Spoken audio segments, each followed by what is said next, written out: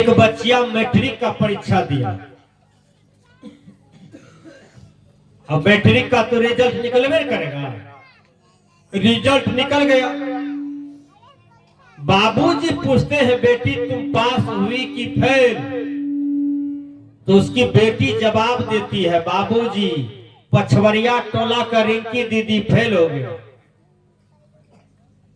तो बाबूजी फिर कहते हैं बाबूजी बेटी तुम पास हुई हो कि फेल हुई हो ये बोलो। तो फिर बेटी जवाब देती है कि दक्षिणवरिया टोल का पिंकुआ वो फेल भाग ले बाबूजी। फिर बाबूजी कहते हैं बेटी तुमको पूछते हैं तुम पास हुई हो कि फेल? तो फिर उसकी बेटी क्या कहती है बाबूजी उत्तरबरिया टोला का कविता दीदी वो फेल हो गया। बाबू कहते हैं गे बनबहरी तुमको पूछ रहे हैं कि तुम पास हुई हो कि फेल हुई हो? तुम अपना रिजल्ट बोलो, दुनिया का रिजल्ट क्यों बोलती हो? फिर उसकी बेटी कहती है बाबूजी दक्षिणवरिया टोल का गुडवा हो फेल है। बाबू का कान में ऐसी मुक्का मारेंगे गुज्जू निकाल देंगे तुम्हारा। तुम अपना रिजल्ट बोलो। तो बेटी कहती है बाबूजी जब सब फैलता हमें कहने पास हम फैले चाहिए। तो कहने का भाव है भैया कि आप मनुष्य तन जो पाए हैं आप फेल मत होइए पास होइए। फेल कौन हुआ है? गाय माल कुत्ता ऊंट बिलार ये भक्ति करेगा? इससे सत्संग सुनाई होगा। अभी यदि सत्संग का महत्व कुत्ता समझता तो तुलसिया का सब कुत्ता पंडाल में रहता है कि चलो सत्संग करवा रहे हैं और सुनने के लिए चलो। लेकिन मनुष्य के लिए सत्संग है, मंच है। आज हमारे कबीर पंथ के अग्रदूत क्रांति दूत भजनानंद बाबा इतना रुपया खर्चा करके संत महापुरुष को बाहर से बुलाए हैं। क्यों? ज्ञान के लिए, ताकि हमारे समाज में सुधार होवे, हमारे माता बहनों में सुधार होवे, हमारा समाज नैतिकता में बदले, विचार में बदले, सत्य में प्रतिष्ठित होवे, धर्म कथा की ओर लौटे, मानवता में लौटे। इसलिए सत्संग करा रहे हैं। विचार कीजिएगा। इसलिए मनुष्य तन पाए हैं तो सत्संग में मन लगाइए, भजन में मन लगाइए, तब आपका जीवन का निबेर होगा, कल्याण होगा। आइए हम आप लोगों के सामने में मंगल गाने के लिए जा रहे हैं और जो मंगल आप सुनेंगे उनसे पहले मैं एक छोटा सा और पद गा देता हूं, तब मैं मंगल की ओर जाऊंगा।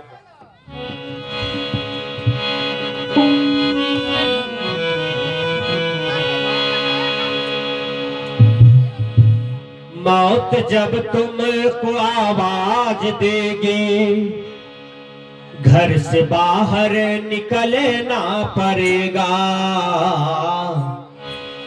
जिंदगी ये किराए का घर है,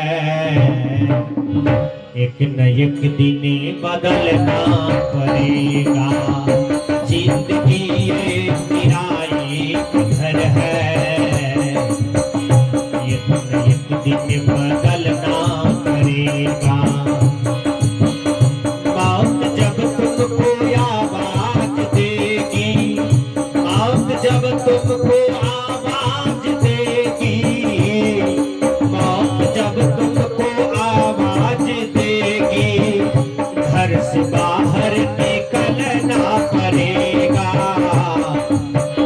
जिंदगी ये किराए का घर है, एक न एक दिन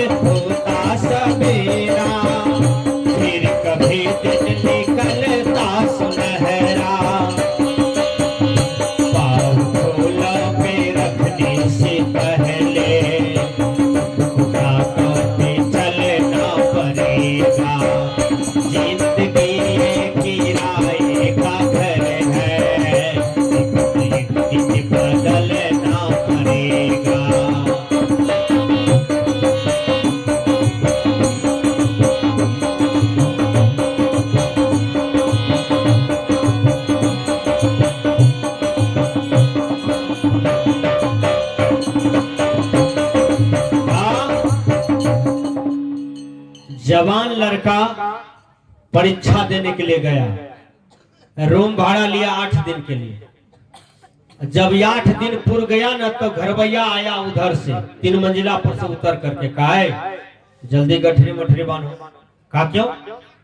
कहा 8 दिन पूर गया बकलेल, जल्दी निकलो दूसरा आने वाला है। अब वो सोचता है इतना बढ़िया रूम कहाँ मिलेगा तुलसिया गांव में, ये पूर्णिया शहर, इतना बढ़िया रूम में 8 दिन से थे कि उसका मन पूरा फंस गया रूम में, छोड़ना नहीं चाहता था, निकलना नहीं चाहता था लड़का।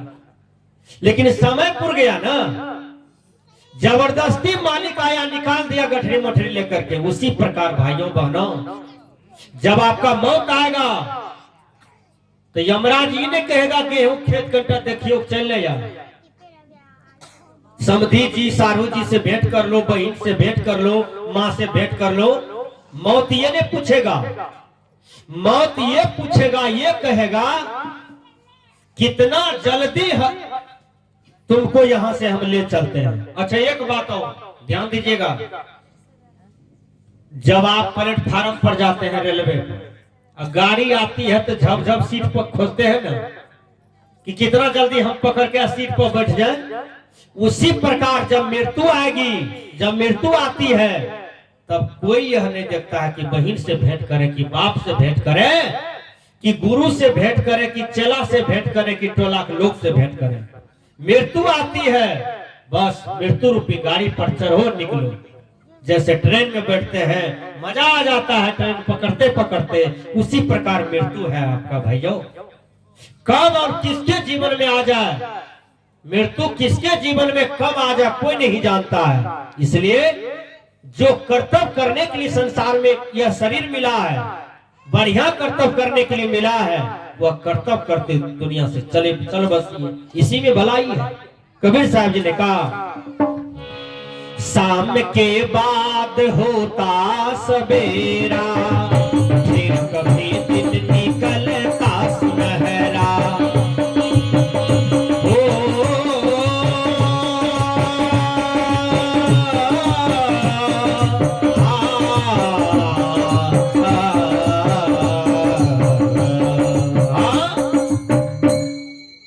जब नाच आता होता है टोला में, गुलाब बाग पूर्णिया की लड़की आई है 4 ठो, खाली प्रचार हो जाए तो अक्षत तुलसी देने की जरूरत है किसी को।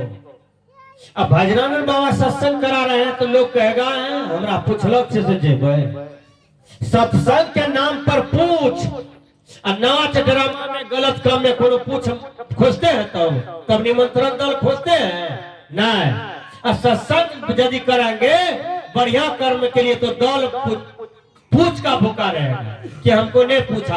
अरे भैया, जहां हरि चर्चा हो रहा है, गुरु की चर्चा हो रहा है, कल्याण की बात बताया जा रहा है, बिन बुलाए जाके बैठो और किस्मत वाले बनो, पुण्य कमाओ। जो सत्संग में बैठा भी है उसको पुण्य हो रहा है, वह तीर्थ में बैठा है, वह व्रत कर रहा है। सत्संग बहुत बड़ा तीर्थ है, बहुत बड़ा व्रत है, बहुत बड़ा कर्म है। जो यहाँ आया, सुना, समझा, बहुत बड़ा पुण्य हो गया। विचार कीजिए, मास्टर जब विद्यार्थी को पढ़ाता है ट्यूशन, तो मास्टर रहता है कुर्सी पर, अब विद्यार्थी कहाँ रहता है? बस बारी में। कहाँ रहता है बोलिए? उसके सामने में रहता है। तो गुरु महाराज है मंच पर, या आप लोग कहाँ हैं? पंडाल में। तो पंडाल में बैठे हैं तो सुन रहे हैं मस्ती से, अब घरे कहिएगा घड़े से सुन रहे हैं, अब पोता रोने लगेगा तो ध्यान किधर जाएगा? महात्मा की बात पर कि पोता के तरफ? पोता की तरफ चला जाएगा, आपका ज्ञान छूट गया। इसलिए पंडाल में बैठ के सुनना चाहिए। पंडाल में बैठिएगा तो पुण्य भी होगा। घर से सत्संग में होता है, वहां पुतो वे कह दिया अम्मा जी बेटा छोलनी धोए के लैब ने दियो, सत्संग तो छूट जाएगा। बोलिए, इसलिए पंडाल में बैठिए। और हेलो, मन लगा करके बैठिए। हेलो तो हेलो तो आइए, मैंने कहा